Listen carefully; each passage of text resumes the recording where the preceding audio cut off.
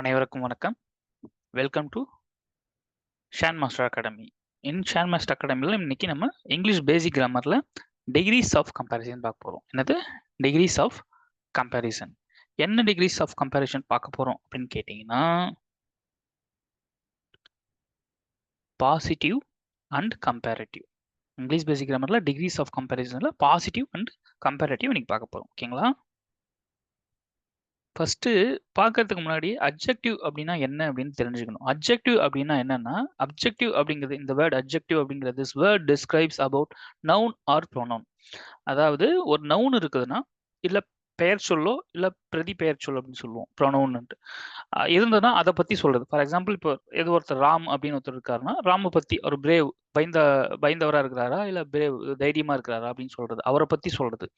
So describes about noun R pronoun, அதான் வந்து adjective. டிஸ்கிரைப்னா இங்க விவரின்னு அர்த்தம். ஸோ திஸ் வேர்ட் டிஸ்கிரைப்ஸ் விவரிக்கிறது அபவுட் நவுன் ஆர் ப்ரோனவுன். நவுனை பத்தியோ பெயர் சொல்ல பத்தியோ இல்லை பிரதி பெயர் சொல் ப்ரோனவுனை பத்தியோ சொல்றது தான் வந்து ஐ எம் ஸ்ட்ராங் பர்சன், நான் வந்து ரொம்ப ஸ்ட்ராங்காக பர்சன் அப்படின்னு சொல்றல. இப்போ இந்த இடத்துல ஐங்கிறது ப்ரோனவுனா வரும். ஸோ அந்த மாதிரி. ஸோ இதுதான் வந்து அட்ஜெக்டிவ். அட்ஜெக்டிவ்னா வந்து பெயரடை, பெயரடைன்னு சொல்லலாம். அதை பெயரடைனா பெயர் சொல்ல பத்தி அதிகமாக விவரிக்கிறது. நவுன் ஆர் ப்ரோனவுனை பத்தி டிஸ்கிரைப்ஸ் பண்றது, விவரிக்கிறது தான் வந்து அட்ஜெக்டிவ். ஓகேவா? ஓகே. அப்போ அட்ஜெக்டிவ்ல நம்ம முதல்ல என்ன எடுக்கிறோம்? பிரேவ் அப்படிங்கிறத அட்ஜெக்டிவ் எடுத்துக்கிறோம். பிரேவ் அப்படிங்கிறது துணிச்சலான அப்படின்னு அர்த்தம்.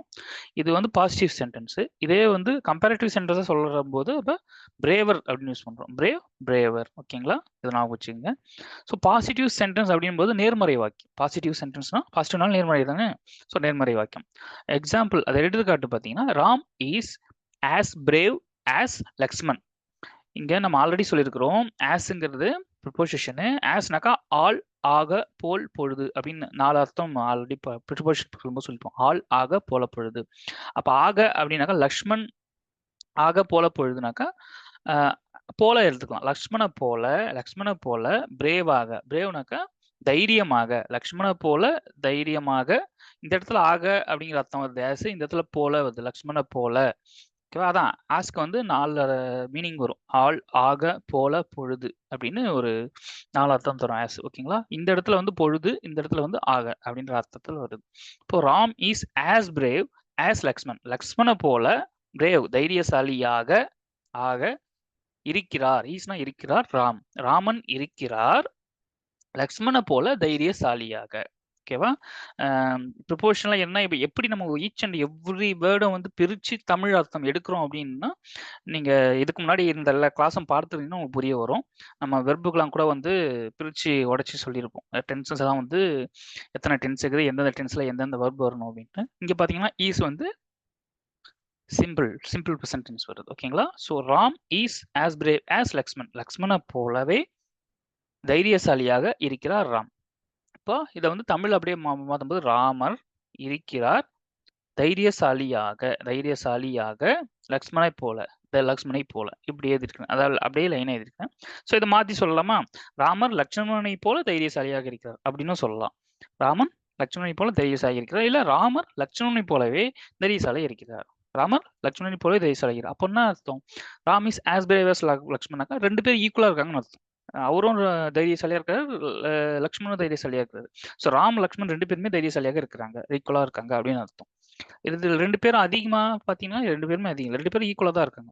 இவருமே தைரியசாலி, அவரை மாதிரி இவரும், இவரை போலவே அவரும் இருக்கிறாரு, ஈக்குவலா இருக்கிறாரு அப்படின்ற அந்த அர்த்தத்தை சொல்ல வரும். So Ram is as brave as Lakshman. Lakshmanan போலவே தைரியசாலியாக இருக்கிறார் ராம். ஓகேங்களா? அப்போ 2 பேரும் ஈக்குவல் அப்படின்ற மாதிரி சொல்லலாம். ஓகேங்களா? அப்போ லக்ஷ்மன் ராமரோட தைரியசாலியா அப்படின்னு ஒரு கொஸ்டின் வரும்ல, அதுதான் பாருங்க. கம்பேரேட்டிவ் சென்டென்ஸ்னா ஒப்பீடு வாக்கியம். இப்போ வந்து லக்ஷ்மண ராமன் நம்ம ஒப்பிடுறோம். ஸோ ராமன் ஒப்பிடும்போது லக்ஷ்மண் வந்து அதிக தைரியசாலியானா நம்ம என்ன சொல்லியிருக்கோம் ஆல்ரெடி? 2 பேரும் ஈக்குவல், 2 பேரும் சரிசமமான தைரியசாலி. அப்போ யாருமே ஒருத்தரை விட அதிகமா கம்மியா யாருமே இல்லை, 2 பேரும் ஈக்குவலா தான் இருக்காங்க. அப்போ லக்ஷ்மண் இஸ் நாட் பிரேவர் தேன் ராம். ராமை விட, தேன்னா விட அர்த்தம், தேன்னா விட, ராமை விட, ராமரை விட லக்ஷ்மண் இஸ் நாட், ஈஸ்னா இருக்கிறார், இஸ் நாட்னாக இல்லைன்னு அர்த்தம். இருக்கவில்லை. லக்ஷ்மண் இருக்கவில்லை. லக்ஷ்மண் இல்லை. பிரேவர் தைரியசாலி தேன் ராம். ராமரை விட தைரியசாலி லக்ஷ்மணர் இல்லை அப்படின்னு அர்த்தம். ஓகே, அப்போ லக்ஷ்மண் இஸ் நாட். அப்போ லட்சுமணர் இல்லை, இல்ல இருக்கவில்லை. பிரேவர் தைரியசாலி தேன் ராம். ராமரை விட தைரியசாலி இல்லை. அப்போ லட்சுமணர் இல்லை, தைரியசாலி ராமரை விட. இதை அப்படி மாத்தி போடலாம். ராமரை விட லட்சுமணன் தைரியசாலி இல்லை. ராமரை விட லட்சுமணன் தைரியசாலி இல்லை அப்படின்னு சொல்றோம். இல்லை. ஈஸ்னா இருக்கிறார், ஈஸ் நாட்னா இருக்கவில்லை.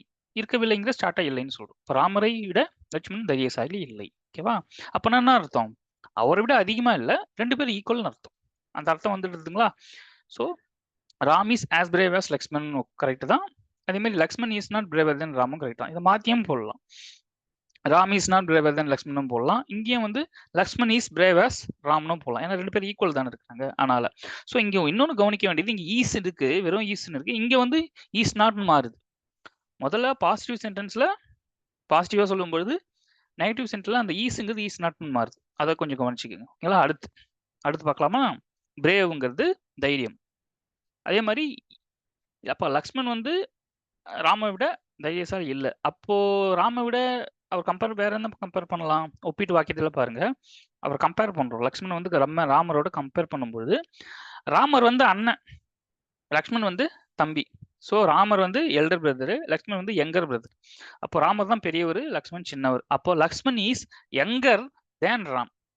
Lakshman is younger than Ram. அப்போ லக்ஷ்மணர் இருக்கிறார், லக்ஷ்மணன் இஸ் இருக்கிறார் யங்கர் இளையவராக. யாரை விட? ராமரை விட. ராமரை விட இளையவராக இருக்கிறார். இளையவர் இருக்கிறார் லக்ஷ்மண். லக்ஷ்மணன் இருக்கிறார் இளையவர் ராமரை விட அப்படின்னு இருக்கு. இதை எப்படி மாத்தி எழுதலாம்? ராமரை விட லக்ஷ்மணன் இளையவர் ஆவார். ராமரை விட லக்ஷ்மணன் இளையவர் ஆவார். போச்சு. புரியுதுங்களா? ஈச் அண்ட் எவ்ரி வேர்ட் தமிழ்ல மாத்தும் போது அழகா இருக்கும். ராமரை விட லட்சுமணன் இளையவர் ஆவார், இளையவராக இருக்கிறார் அப்படின்னு சொல்லலாம். ஓகேங்களா? அதுதான். அப்ப Lakshman is younger than Ram. அப்போ இதை மாத்தி போடும்போது பாசிட்டிவ் மாத்தும் போது ராம் எங்க இருக்கிறாரா? இல்ல, லக்ஷ்மண் தான் யங்கு. அப்போ Ram is not as young as Lakshman. இப்படி மாத்தலாமா? இதை வந்து எப்படி பாசிட்டிவா மாத்துறோம்? இது வந்து லக்ஷ்மண் இஸ் யங்கர் தேன் ராம்ங்கிறது ஒப்பீட்டு வாக்கியம், கம்பேரிட்டிவ் சென்டென்ஸ்ல சொல்றோம். இதை பாசிட்டிவா மாத்தும் போது என்ன வரும்? பாசிட்டிவ் சென்டென்ஸ்ல நேர்மறை வாக்கியம், Ram is not so young, அந்த அளவுக்கு யங் இல்ல ஆஸ் லக்ஷ்மண். லக்ஷ்மணை போல அந்த அளவுக்கு யங் இல்ல. அப்புறம் என்ன அர்த்தம்? லக்ஷ்மணன் போல யங் இல்ல, அப்போ பெரியவர், லக்ஷ்மணை விட பெரியவர்னு அர்த்தம். ஓகேவா? அப்ப Ram is not so young, அந்த அளவுக்கு. சோனா அந்த அளவுக்கு அப்படின்னு அர்த்தம். இஸ் நாட் இல்ல, ராம் இஸ் நாட் இல்ல அந்த அளவுக்கு யங், அவரை மாதிரி யங் இல்ல ஆஸ் லக்ஷ்மண். லக்ஷ்மணன் போல யங் இல்ல. அப்ப என்ன அர்த்தம்? அவர் பெரியவர்னு அர்த்தம். Ram is not so young as Lakshman. அப்ப ராமர் இல்லை அவ்விதமா இளையவர் லட்சுமணனை போல. ராமர் அந்த அளவிற்கு இளையவர் இல்லை லட்சுமணனை போல. அதை மாத்தி எழுதுறேன். இது எப்படி எழுதலாம்? ராமர் அவ்வளவு இளையவர் இல்லை லட்சுமணனை போல. அப்படின்னா அர்த்தம் ராமர் தான் பெரியவர், லக்ஷ்மணன் சின்னவர்னு அர்த்தம். அந்த அளவுக்கு இளையவர் இல்லைன்னு அர்த்தம். அப்போ லக்ஷ்மண் தான் இவரை விட இளையவரா இருக்கிறாரு அப்படின்னு அர்த்தம். அப்போ Ram is not so young, அந்த அளவுக்கு யங் இல்ல ஆஸ் லக்ஷ்மணன் போல அந்த அளவுக்கு இல்லைன்னு அர்த்தம். இல்ல, அவர் யங்கா இல்லைன்னு அர்த்தம். அப்போ பெரியவர்னு அர்த்தம். இளையவரா இல்ல, முதியவரா இருக்காரு லக்ஷ்மணோட கம்பேர் பண்ணும்போது. ஓகேங்களா? அப்போ Ram is not so young as Lakshman. So அதை கம்பேரேட்டிவா இங்கே எழுதிருக்கிறோம். Lakshman is younger than Ram அப்படின்னு இங்கே எழுதிக்கிறோம். இதை வந்து Ram is not so young as Lakshman. இங்க பாத்தீங்கன்னா ஈஸ் வந்து பாசிட்டிவ்ல இருக்கு. இதை வந்து இங்க வந்து பாசிட்டிவ் சென்டென்ஸ்ல ஈஸ் நாட்னு இருக்குது.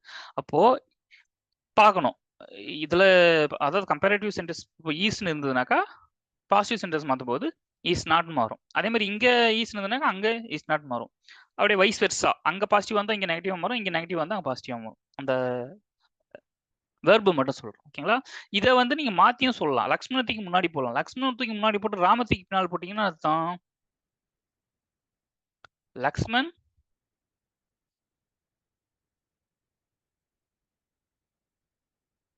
வராதுல்ல. ஈக்குவலா சொல்ல முடியாது. லக்ஷ்மண் ராம ஈக்குவலா எங்க இல்ல. அதனால வந்து இதை மாத்தி இப்படிதான் சொல்ல முடியும். Lakshman is younger than Ram அப்படின்னு சொல்லலாம். இதுவே ராமம் வந்து முன்னாடி போட்டீங்கன்னாக்கா Ram is not younger than Lakshman ஒன்னா சொல்லலாம். லக்ஷ்மணை விட யங்கர் இல்ல அவர் ராம் அப்படின்னு சொல்லலாம். Ram is not younger than Lakshman அப்படின்னு சொல்லலாம். ஓகேங்களா? ஓகே. அப்போ இந்த இடத்துல பாசிட்டிவா மாத்தும்போது Ram is not so young. அந்த அளவுக்கு ராம் வந்து அந்த அளவுக்கு லக்ஷ்மணன் போல ஒன்றும் ஒரு யங் இல்ல. அப்போ பெரியவரா இருக்கிறாருன்னு அர்த்தம். Ram is not so young as Lakshmanan. Ramar இல்லை அவ்விதமாய் இளையவர் லக்ஷ்மணனை போல. ராமர் அந்த அளவிற்கு இளையவர் இல்லை லக்ஷ்மணனை போல. ராமர் அவ்வளவு இளையவர் இல்லை லட்சுமணனை போல. புரியுதுங்களா? ராமர் இல்லை இருக்கிறார்.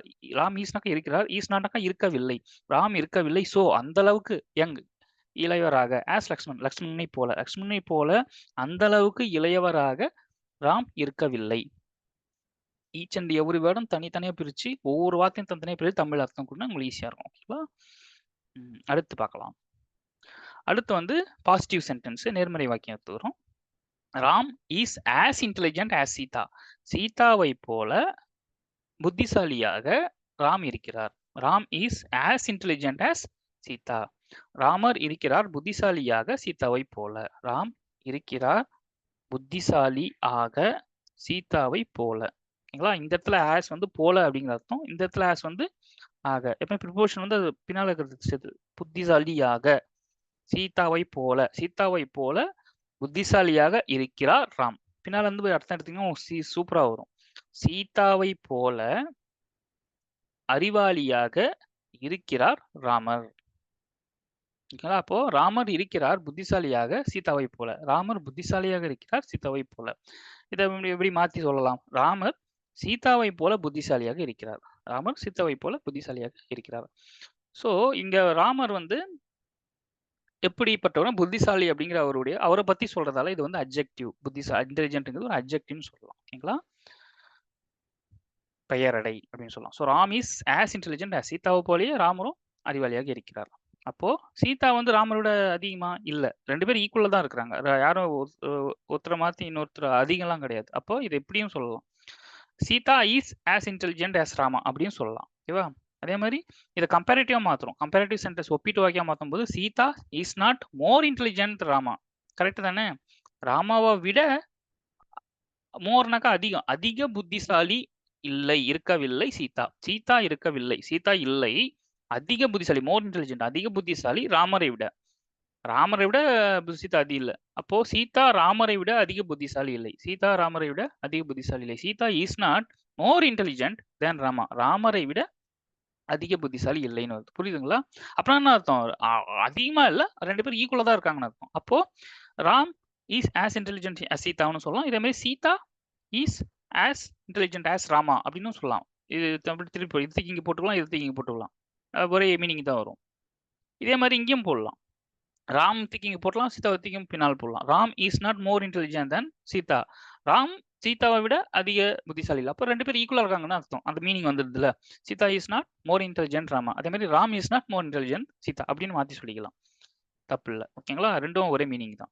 அடுத்து கம்பேரிங் டு 1 to. இப்போ நம்ம பார்த்தது எல்லாமே 1 to 1 தான். ஃபார் எக்ஸாம்பிள் ராம வந்து முதல்ல லக்ஷ்மணனோட கம்பேர் பண்ணோம். அடுத்து ராமரை வந்து சீதாவோட கம்பேர் பண்ணோம். ஸோ 1 to 1 கம்பேரிசன் தான்.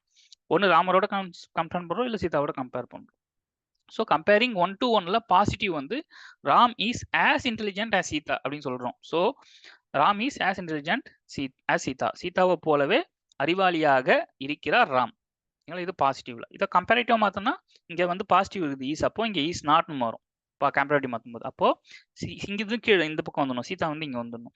Sita is not more intelligent. இது வந்து கம்பேரிட்டிவா மாறுதல்ல. More intelligent than Ram. ராம விட அதிக, மோர்னாக்கா அதிக புத்திசாலி இல்லை Sita. Sita is not more intelligent Rama. ராம விட ஒன்றும் அவங்க அதிக புத்திசாலி இல்லை. அப்படின்னா அர்த்தம் 2 பேரும் ஈக்குவலா இருக்காங்கன்னு அர்த்தம். அப்போ Ram is as intelligent as Sita அப்படின்னு அர்த்தம். அப்போ Sita is not more intelligent than Rama. பாத்தீங்களா? இங்க வந்து பாசிட்டிவ்ல ஈஸ் இருக்குது. கம்பேரிட்டிவா மாற்றும் போது ஈஸ் நாட் மாறுது. இங்க பாசிட்டிவா இருந்தா இங்க நெகட்டிவா மாறும். அதே மாதிரி இங்க ராம் வந்து இங்க பின்னால் வந்துடுவாரு, சீதா வந்து இங்க முன்னாடி வந்துடுவாங்க. பாத்துங்க, இங்க வந்து ராம் முன்னாடி இருக்கிறாரு, இங்க சீதா பின்னால் இருக்கிறாங்க. இந்த கம்பேரிட்டிவா சொல்லும்போது சீதா இங்க முன்னாடி வந்துடுவாங்க, ராம பின்னால். அது ஞாபகம் வச்சுங்க. அதே மாதிரி அடுத்து சொல்றோம். அடுத்து சொல்லும்போது கம்பேரிங் டு 1 to 1ல இது கம்பேர். இப்போ வந்து gold is costlier than copper. கோல்டுங்கிறது தங்கம், இஸ் காஸ்ட்லியர் தேன் காப்பர். காப்பரை விட அது கோல்டு, தங்கம் வந்து விலை உயர்ந்தது தானே. அப்போ gold is costlier than copper. காப்பரை விட விலை உயர்ந்ததாக இருக்கிறது கோல்டு. அதே பாசிட்டிவ், இது கம்பேரிட்டிவ்ல இருக்குது. பாசிட்டிவ்ல மாற்றும் போது copper is not so costly as gold. Copper இல்லை, இருக்கவில்லை. ஸோ அந்த அளவுக்கு காஸ்ட்லியா இல்ல. அந்த அளவுக்கு விலை உயர்ந்ததா இல்ல தங்கத்த போல. அப்போ காப்பர் வந்து கோல்ட போல அந்த அளவுக்கு விலை உயர்ந்ததுன்னு அர்த்தம். அதை விட கம்மியா இருக்குன்னு அர்த்தம். அப்போ gold is costlier than copper. Gold தான் வந்து காப்பரை விட அதிக விலை உயர்ந்ததா இருக்கு. இது வந்து comparative.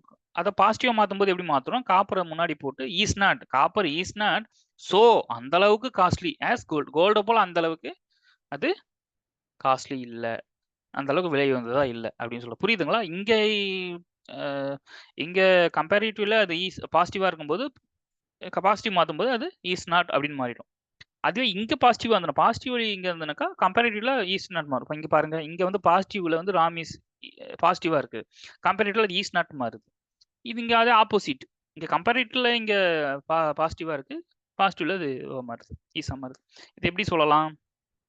Affirmative to negative sentences. கரெக்ட்டுங்களா? இது வந்து அஃபர்மேட்டிவ் டு நெகட்டிவ் சென்டென்சஸ் அந்த வெயிட் செஸ்ஸா. அதாவது அஃபர்மேட்டிவா இருக்கு. Gold is costlier than copper. இது வந்து நாட்னு வரவே இல்ல. அப்ப இது வந்து அஃபர்மேட்டிவ். அஃபர்மேட்டிவ் வந்து இஸ் நாட் வந்து நெகட்டிவா மாறுது. அஃபர்மேட்டிவ் சென்டென்ஸ் நெகட்டிவா மாறுது.